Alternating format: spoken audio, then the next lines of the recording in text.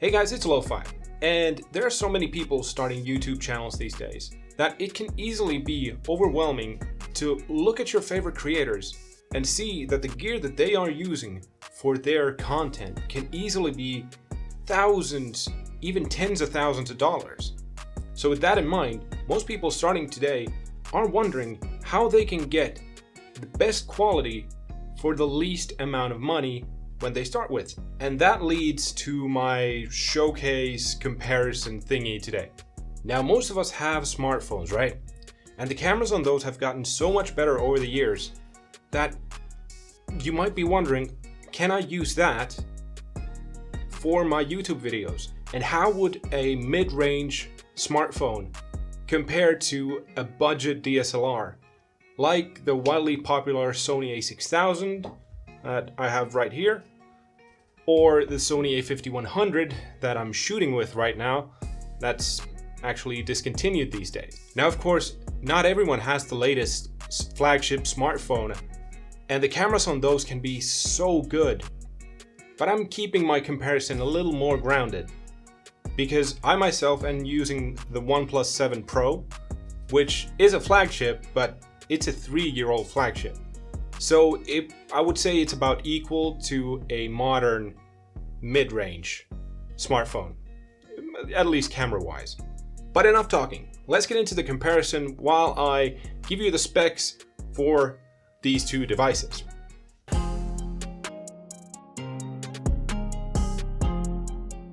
So this is the Sony A5100 with the kit lens attached to it. You might notice a bit of a difference compared to the earlier scene because I was actually using a different lens, but this is the kit lens, so this is what you can expect when you get a budget camera like this. Now, the biggest downside with the A6000 or the A5100, so the budget options of the DSLR market, comes in the form of no option to go 4K. So I can only get 1080p out of these cameras, and with today's standards, a lot of the YouTube game is moving towards 4K, and just looking at 4K content, like videos that were shot in 4K, even when they're uploaded in 1080p on YouTube, they still look so good, so crisp. Now, the upside of having a DSLR, even though you're limited to 1080p, is in the form of the actual video quality that you can get. Due to DSLRs having a lot bigger sensors than smartphones, the 1080p video that you can get from a DSLR with a big sensor compared to a smartphone 1080p video with a small sensor, they're a night and day difference. The bigger sensor will always give you a much better image than the tiny sensor that is in a smartphone. Not only that, but having a bigger sensor also means that you have better performance when it comes to low light situations. So I don't have exactly a low light situation because I'm lit up by 2 studio lights in my setup. But if you're starting out, you might have to work out a different kind of a solution to get lit up properly. And depending on what that solution might be, you might not get that much light. And in that situation, having better low light capability comes in handy with the DSLRs. But that's not the end for DSLRs because, like I said, now I'm using the kit lens. I wasn't using the kit lens at the beginning of this video, and that is the strong suit of even the budget DSLRs. You can get better lenses to make the scene exactly like you want it. I can get a lens that is super wide. I can get a lens that is super shallow that has the capability of a super shallow depth of field, so the background would be a lot more blurry. If you want to see an example of that, just go back to the start of the video where I had a more blurry background than I do now. Or if I want to go super sharp, super close, I can do that and it still looks just as good. It's not just a stretched out image like it is on a smartphone, but instead it is an actual close-up shot when you zoom in with a lens. But now let's switch over to the Oneplus.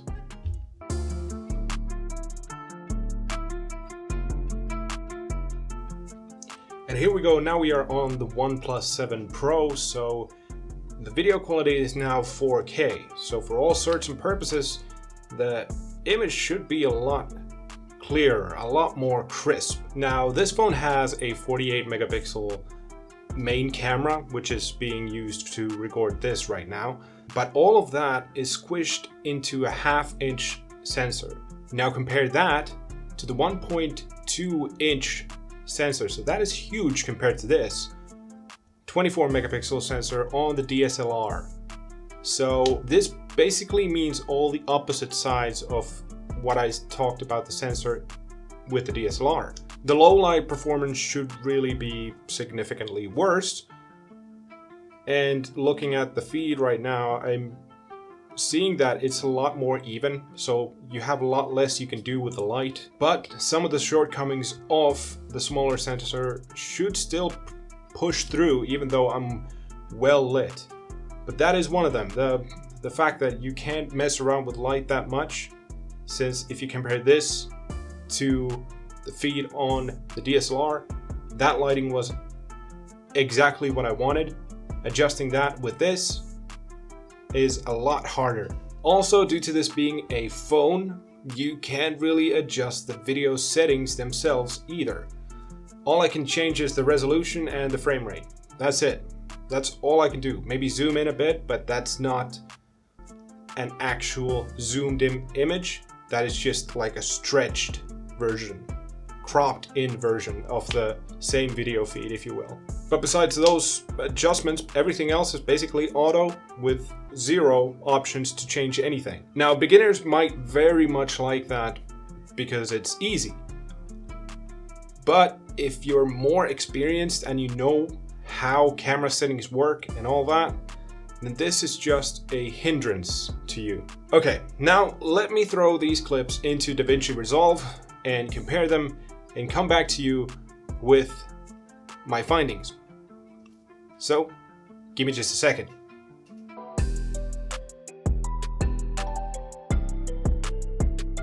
Alright, it's actually the next day because life happened, but looking at the differences between the footage is wild. First, the difference between the two lenses is not that extreme. But due to the first lens having a wider aperture, you can see that it has more light and it's a brighter image overall, and that is even with lower settings on the camera itself, producing better video quality. Not only that, the lens is sharper, so the image is a tad sharper. But besides all of that, the difference is pretty small overall. But then, looking at the smartphone footage, oh my. Okay, first problem. Why am I so extremely yellow? I understand that it's trying to find a balance, and it's kind of difficult because I have blue behind me, so that can throw off a white balance, like an automated white balance.